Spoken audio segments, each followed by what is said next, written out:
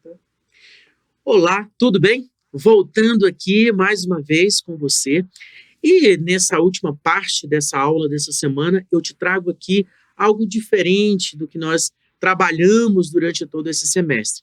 Eu tenho aqui a ilustre professora Carla Costa e que vai falar um pouquinho aqui conosco sobre a temática que nós abordamos nessas últimas semanas de aula. Nós abordamos aí sobre os diversos temas relacionados à noção de injustiças e dos remédios contra as injustiças sociais que nós destacamos lá com o John Rawls, agora nessa aula dessa semana com a Nancy Fraser. Então, essas discussões importantes que retratam exatamente problemas dentro de uma sociedade e a necessidade de se construir mecanismos de combate a essas injustiças que existem dentro da sociedade, perfeito? Então, nós abordamos todo esse conjunto.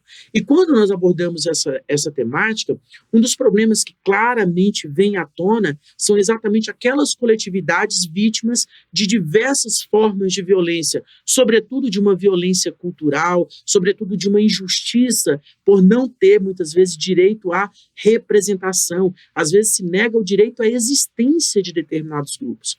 E aí, para tratar uma experiência bacana, né, para trazer aqui, não ficarmos só naquele campo das discussões teóricas, dos conceitos, do mundo das ideias, não do mundo das ideias platônicas, por assim dizer, mas apenas nesse campo das ideias e tudo mais, eu trago aqui alguém que tem uma vivência, que tem uma experiência em termos dessas atividades, de lutas que tem empreendido contra essas injustiças. Então, eu acho que isso vai ser muito bacana aqui para referendar um pouco mais toda essa matéria que nós estamos abordando. Então, eu vou te apresentar aqui professora Carla, seja muito bem-vinda. A professora Carla é auditora federal da CGU e também ela é uma ativista no campo dos direitos humanos, da diversidade religiosa, conselheira nessa área e tem atuado aí fortemente nesse campo. Então, ela vai trazer um pouquinho dessas experiências que ela tem tido nesse trabalho aí desenvolvido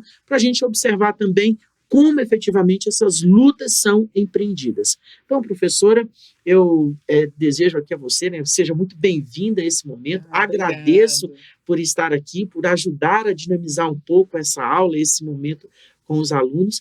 Eu queria que a senhora passasse para nós, nesse momento, um pouco dessa sua experiência, falar um pouquinho desse trabalho, principalmente como ativista, como conselheira, quais são as lutas que estão sendo empreendidas contra essas injustiças culturais que nós observamos na sociedade brasileira, sobretudo dessas coletividades que passam por situações muitas vezes delicadas. Então, trazer um pouco da sua experiência. Gratidão pelo convite, professor. Estou muito feliz em estar aqui falando, né, sobre esse assunto, que é um assunto que tem que ser muito debatido, tem que ser visibilizado aí em todos os lugares, não apenas entre a sociedade, mas também dentro das instituições privadas, públicas. E não é por acaso, né, que a gente começa justamente numa aula falando sobre essa parte, né, das demandas de redistribuição, de reconhecimento, que é o que a gente está vivendo aí, é o que eu vivo todos os dias, né, já trazendo para a minha própria formação, para o meu a individualidade, eu sou um ponto fora da curva dentro desse grupo que a gente está trabalhando e vai falar hoje aqui, né, porque apesar de eu ser uma dirigente espiritual, eu dirijo um centro espiritualista, né, que é universalista de matriz da Umbanda, que é uma religião afro-brasileira, né? E, vamos dizer, todo mundo fica no mesmo saco, né? A nossa religião, a Umbanda, é vista como uma religião de pobre, uma religião de negros, né? Então, é uma religião que é invisibilizada, que sofre preconceitos, mas se vocês forem ver, eu sou uma mulher branca que tem, né, pós-graduação, que vim de uma família de militares, eu tenho um bom nível de vida, então eu consigo, né, mesmo assim, dar uma visão, sair fora, ter uma, vamos dizer, uma qualidade de vida, de trabalho, diferenciada da grande maioria do que eu vejo aí.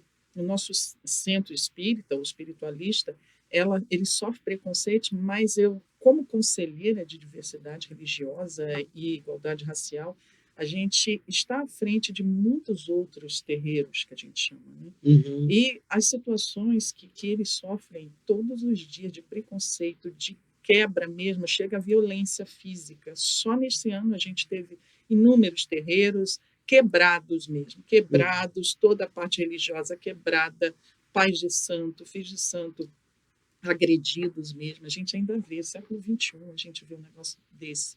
Aqui em Brasília, não sei se vocês conhecem a Prainha, que é a Uhum. Praça dos Orixás, não tem o quê? Tem um mês e pouco, a gente teve uma dos orixás, foi completamente queimado, né? Se eu não me engano foi Ogum, isso já foi a segunda, terceira vez, e criou ainda mais uma revolta, porque a gente tinha reurbanizado tudo, revitalizado a pracinha e tudo, e daí a gente entra também na parte até do racismo, né? Do racismo E institucional. se me permite rapidamente, né, porque tem um simbolismo a história Uhum. do queimar, né, do fogo, porque Uhum. a ideia da purificação.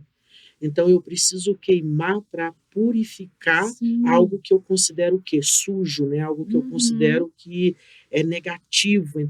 Então até esse ato de queimar, ele na verdade está marcado por uma concepção, de pureza dentro da sociedade que não admite a existência desse outro, porque ele não é puro, porque esse outro ele agride de alguma forma a minha ideia de pureza, de limpeza dentro da sociedade. Então, assim, como a agressividade ela pode ser pesada e como por trás de determinados atos estão Uhum. envolvidos todo um simbolismo dentro da sociedade. Daí torna essa luta muito mais delicada, mais difícil, né? Porque você tem elementos simbólicos que muitas vezes não são tão perceptíveis assim a olho nu, e a Sim. necessidade de uma leitura talvez antropológica um pouco mais cuidadosa para perceber o que está envolvido nisso, né? Eu me recordo aqui de um professor que eu tive de direitos fundamentais, e ele falava assim, que nessa ideia da intolerância que a gente vive, há uma dificuldade, às vezes, da pessoa perceber o seguinte: aquilo que eu não gosto, que eu não acredito, não quer dizer que eu não possa deixar que o outro Uhum. acredite e que vivencie. E ele falava da arte, por exemplo. Ele falava assim: quando tem exposição de uma arte que eu não gosto, eu simplesmente não vou lá, Aham. deixa existir. Então, eu não preciso ir à prainha se eu não gosto da prainha. Eu particularmente gosto de passar lá, né? Mas aí tem outra história por causa também da minha relação, da forma como eu vejo a questão religiosa e tudo mais, e até cultural, né? Todas as vezes que eu recebo alguém na minha casa em Brasília, um dos pontos que eu gosto de levar é lá para conhecer e tudo mais. Mas assim, se eu não gosto, eu não preciso ir lá, pronto. Tá, Uhum. simplesmente isso, eu não preciso queimar, não preciso tocar fogo e tudo mais, mas veja essa intolerância, né? E essa Antigamente nem se queimavam cristãos, já chegaram a já, queimar cristão, depois queimavam bruxa, agora estão exatamente. queimando, não pode comer, queimar as pessoas, estão queimando as imagens, É, né? Então, mas enfim. a simbologia é a mesma coisa, né? Uhum, Acabar com, né? uhum, E mais dentro da nossa religiosidade, que nós somos uma casa muito aberta, a Umbanda em si é uma religião universalista por excelência, uhum, mas é muito mais do que isso, né? As religiões de matriz africana, de matriz afro-brasileira, elas são muito desconhecidas, e aquilo que é desconhecido, aquilo que, né, que vamos dizer que é mistificado demais, as pessoas temem. A ignorância gera o uhum, temor e o temor gera a agressividade. uhum, Então, por isso eu comecei a entrar nos conselhos, né, para tentar através da política mesmo uhum, abrir essa visão, debater mais sobre o assunto, até porque a nossa casa tem os 2018, ela sofreu um ataque muito grande, né, de poucas pessoas, porque a gente faz um trabalho de ajuda comunitária muito grande, nós temos trabalho até de dar cestas básicas, eu sou benzedeira, né? Então eu recebo muitas pessoas para ajudar, para conversar, para abençoar. Então, mas a gente teve a perseguição de algumas pessoas do bairro, né, que foram contra a simples existência, por mais que a gente não estivesse fazendo nada de errado, uhum. e foram e atacaram e o governo federal, sem conhecer, disseram que a gente estava lá fazendo coisa errada, que não sei o quê, foi lá e interditou minha casa. Meu Deus do céu. Não, aí eu fiquei louca, claro, né? Uhum, Fui para tudo quanto é lado, né? GDF, conselhos de justiça, de igualdade, tudo. Conheci várias pessoas que trabalham nesta área de uma forma maravilhosa, engajadas. Tem muita gente boa nesta área. E uhum, não estou falando só de religiosidade, não. Estou falando de combate a essas injustiças sociais, uhum, culturais.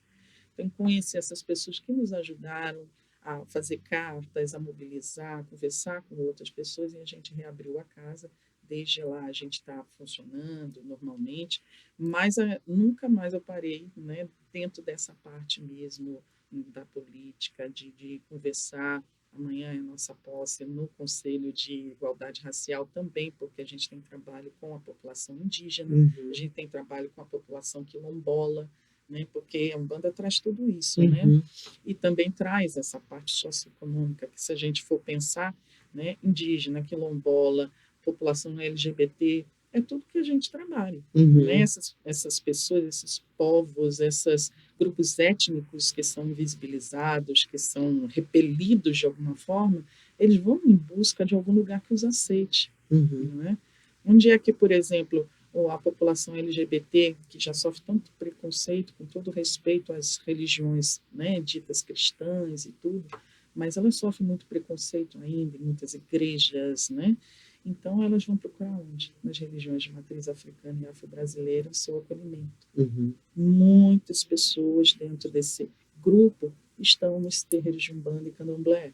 uhum, Então, eu, né, acolho muita gente, a gente conversa, muitas pessoal trans, travestis, né, eles vêm conversar conosco, muitos negros, pessoal que tem uma, vamos dizer, uma condição socioeconômica, até acadêmica mais baixa, porque quer queira ou quer não, tem algumas religiões, doutrinas, como a espírita, que são mais elitizadas, uhum, né? Então, você vê um budismo, por mais, vamos dizer, bonito que seja, mas é mais elitizado, uhum, né? Já quando vem uma pessoa que mal sabe ler e escrever, entendeu? Que já não chega lá, vê um monte de gente, né, vestida, bonita, não, banda não, é todo mundo a pé no chão, uhum, entendeu? Então ele se sente mais acolhido, mais entre os seus, num terreiro de Umbanda e Candomblé, do que dentro daqueles templos grandes. uhum.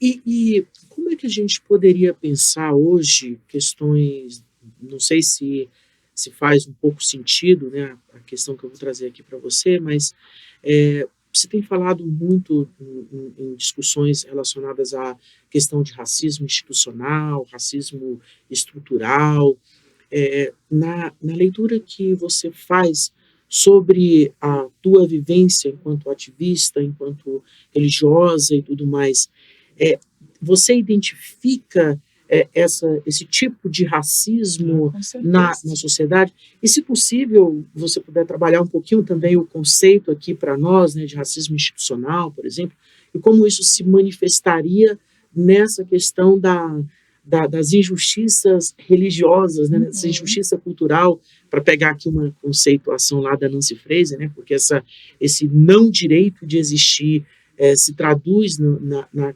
concepção da filósofa que nós trabalhamos essa semana como uma espécie de injustiça cultural. Então, queria que você comentasse justamente sobre a questão aí desse tipo de racismo presente institucionalmente e como ele, de alguma maneira, se manifesta nessa questão da religiosidade que Uhum. você professa.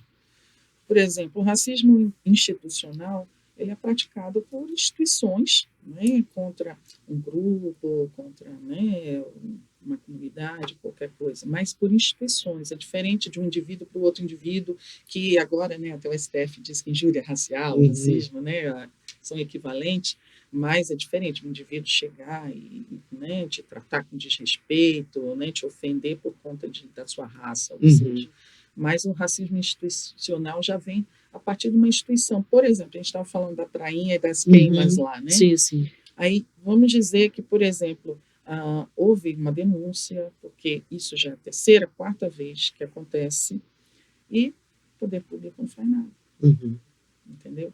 Se fosse, por exemplo, um grupo, uma igreja, grupo de gente com grana, uma igreja que é mais, vamos dizer, bem aceita, entendeu? E não a prainha, que é um lugar que é dito de macumbeiro, que é chamado assim, entendeu?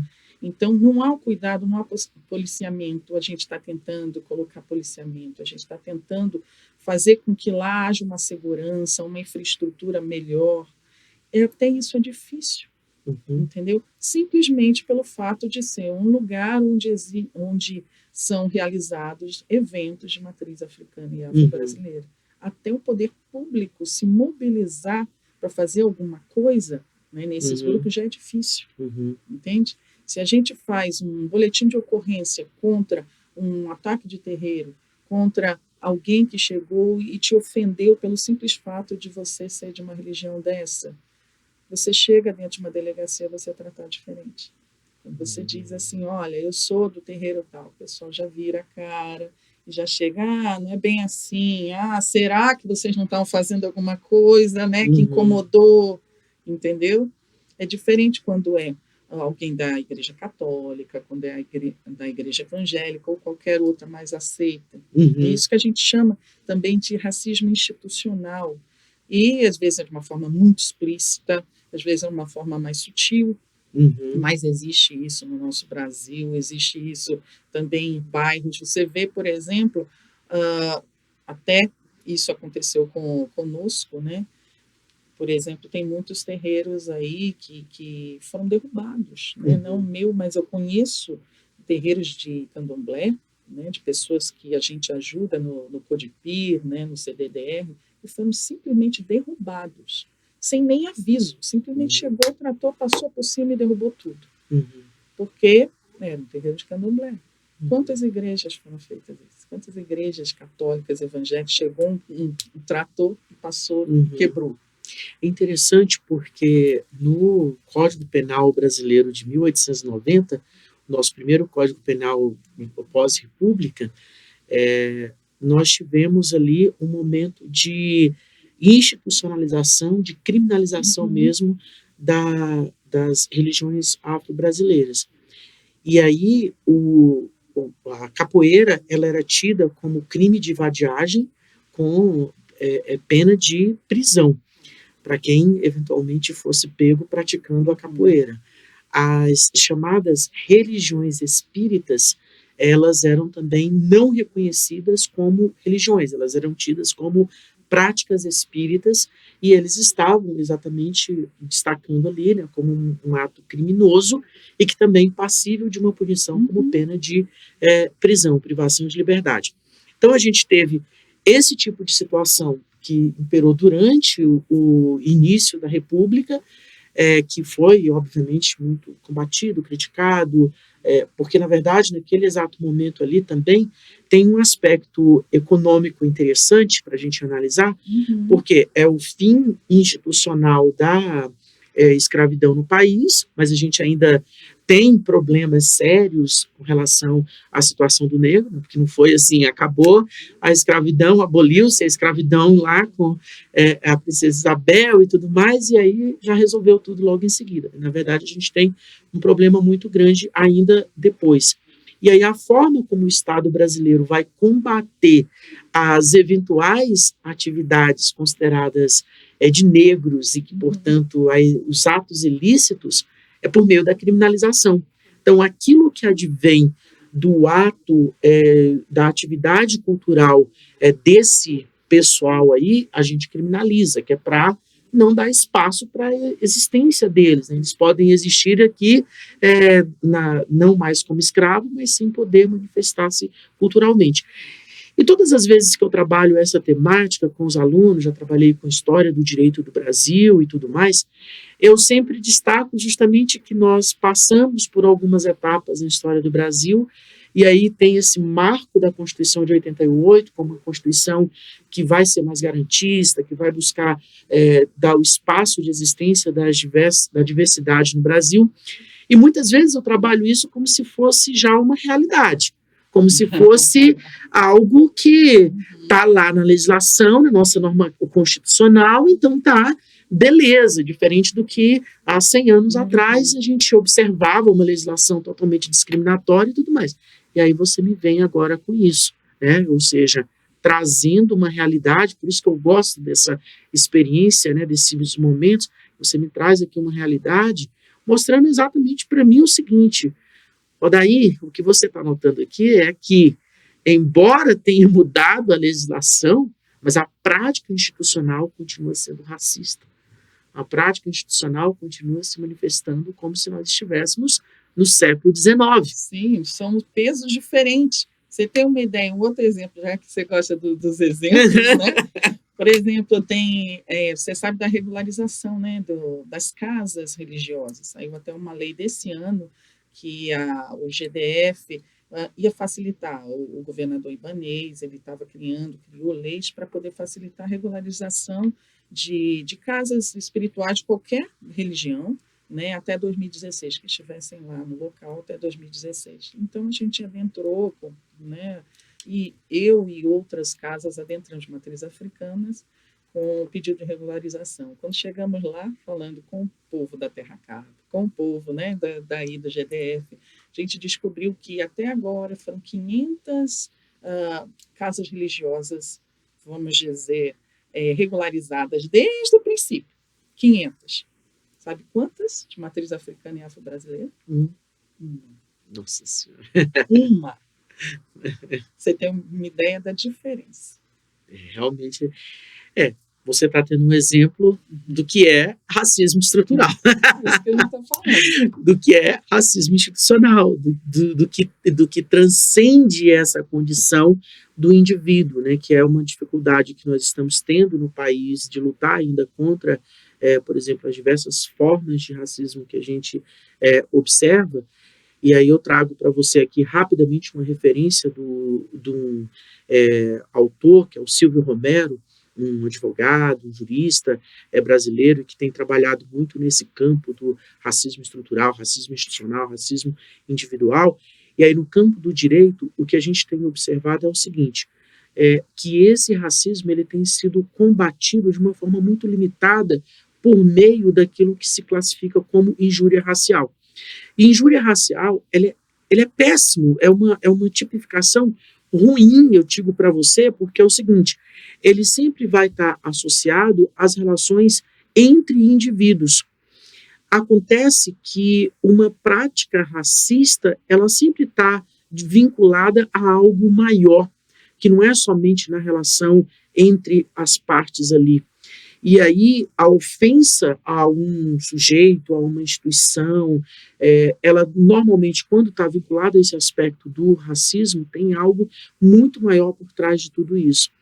E aí o próprio Silvio Romero, ele critica muito o fato de essa tipificação de injúria racial ser incapaz de combater efetivamente aquilo que a gente pode chamar de racismo. E aí o crime de racismo, ele acaba sendo relegado a um segundo plano, porque é muito difícil a gente conseguir, às vezes, tipificar o racismo. Às vezes, a prática lá, quando você olha, fala, tá, mas aqui tá, isso é racismo, não é injúria racial. Por exemplo, numa situação como essa, de violência que se observa contra as instituições de matrizes afro-brasileiras, a gente tem claramente práticas que são racistas, e às vezes fica nesse âmbito da individualização do ato. Uhum. E aí a punição ela fica limitada a isso também. Então é muito difícil a gente observar essas questões. E aí eu queria só destacar para você um aspecto importante, tá?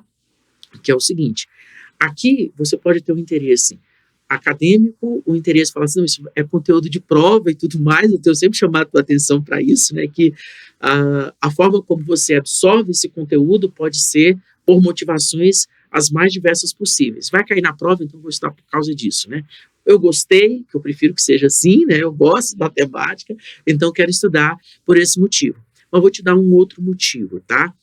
Essa temática que está sendo abordada aqui pela professora Cláudia, nessas aulas que eu trabalhei aqui contigo, tem sido cobrado com mais frequência nesses concursos de carreira, tá? Na área jurídica. Então, por exemplo, eu tenho trabalhado nos cursinhos preparatórios para a Defensoria Pública, e uma das temáticas mais fortes que tem aparecido nos últimos editais é exatamente sobre racismo institucional, racismo estrutural, sobre essa questão dos direitos humanos, é nessa perspectiva que a gente está abordando aqui. Então, fica atento a isso, tá? Porque eu tenho certeza que as tuas ambições são grandes e tem que ser mesmo. Então, essa temática aqui, se você fala assim, ela é meio chata por tais e tais razões, mas ela cai nas provas, e elas caem, deixa eu te falar uma coisa, na segunda fase, que é a prova aberta, que vocês chamam de canetão, tá? Então, não é nas questões objetivas que ela vai cair, não. Ela vai cair naquela parte mais complicada, que é uma coisa bacana que eu tenho observado, porque, assim, pelo menos dá uma visibilidade para a temática. Sim, eu acho que independente se vocês estão, no caso, eu também sou aluna de nível superior, né? Estou terminando, né, filosofia, já estou na minha segunda, terceira graduação. Então, uma das coisas que me levou a fazer a filosofia é justamente querer compreender melhor o mundo, a situação onde nós nos encontramos, né? E auxiliar também a mudar as coisas através do dia a dia, entendeu? As religiões são portas para isso, são formas da gente mudar, intervir no mundo, ampliar consciências. Eu não acho que qualquer aluno de nível superior deva ficar só preocupado com concurso e prova, porque a gente está num nível onde a gente precisa se inserir na sociedade, ter mais consciência, qual é o meu papel aqui, o que eu posso colaborar, que a gente vai depois trabalhar em qualquer cargo que seja, da administração federal, né, estadual, municipal, de um dos três poderes aí, e a gente tem que dar o nosso melhor. Não pode ser um juiz só preocupado em estar lá dando canetão e tudo, dizendo sim ou não, está preso ou está solto. Não pode ser um auditor como eu, federal, só preocupado em chegar e assinar relatório. A gente tem que estar realmente aqui consciente que nós fazemos parte de uma sociedade que tem seus problemas, tem suas injustiças, sim, e o que a gente pode fazer para melhorar isso? Qual é o meu papel como indivíduo, como ser humano, como ser espiritual, para a gente poder melhorar isso no nosso mundo? Porque a oportunidade tem que ser para todos. A gente tem que dar oportunidade. E é claro, uma das leis aí, a lei da igualdade diz, tratar igualmente os iguais, desigualmente os desiguais. Então, a gente não pode querer tratar, né, às vezes, da mesma forma, ou até de forma pior, alguém que já está numa situação tão difícil, não é? Grupos que já estão numa situação tão difícil, por exemplo, a gente viu a Marcha dos Indígenas aí, né, um mês, 2 meses atrás, né, tentando o básico, quer dizer, ficar na terra deles, entendeu? Ter direito a eles existirem. Imagina o que é isso, que já está muito mais do que escrito na Constituição de 88, até nas anteriores e tudo, e aí você tem que implorar, ter que vir aqui 5 mil, 6 mil indígenas para pedir, olha, nós queremos viver, entendeu? É muito, muito delicado. Então, o nosso tempo aqui é meio corrida, meio curto. Eu gostaria de bater esse papo aqui com a professora e com você ao vivo, na verdade, assim, presencialmente, melhor dizendo, por mais tempo, mas infelizmente o nosso tempinho aqui é curto. Eu quero agradecer enormemente a professora Carla por esse momento, por trazer essa experiência aqui para nós, porque eu acho que fecha um pouco aqui com uma situação de exemplo, de vivência, aquilo que a gente estudou nessas últimas 3 semanas, quando nós trabalhamos essas questões relacionadas à questão das injustiças culturais que nós observamos dentro da sociedade brasileira. Então, esse é uma pequena mostra de uma situação, né, de um determinado grupo dentro da sociedade, e, ao mesmo tempo, trazendo para a gente também uma esperança, que é a atividade exercida de lutar exatamente com esse tipo de injustiça, para a gente também não ficar preso somente àquela ideia de que as injustiças serão combatidas por meio da ação do Estado. Se nós não nos movimentarmos, não atuarmos, não sermos esses indivíduos inseridos efetivamente, como a professora muito bem destacou, nós também não vamos combater efetivamente essas injustiças. Então, essa última parte aqui tem esse aspecto de militância mesmo que eu estou trazendo para você, de ativismo mesmo, para você observar um pouquinho as possibilidades que estão colocadas, beleza? Então, essa é a ideia que eu queria trazer com essa fala aqui da professora. Professora, eu agradeço Eu realmente que o seu tempo. agradeço, Muito viu? obrigado. Paciência aí de nos ouvir, né? Não, isso é ótimo. Esse é um momento muito agradável, viu? Ah, foi um prazer, viu, professor? Ok. Obrigado a você também por sua atenção. Valeu demais. Qualquer dúvida, qualquer crítica, qualquer sugestão, entra em contato, perfeito? Será um prazer te responder. Boa semana para você, bons estudos.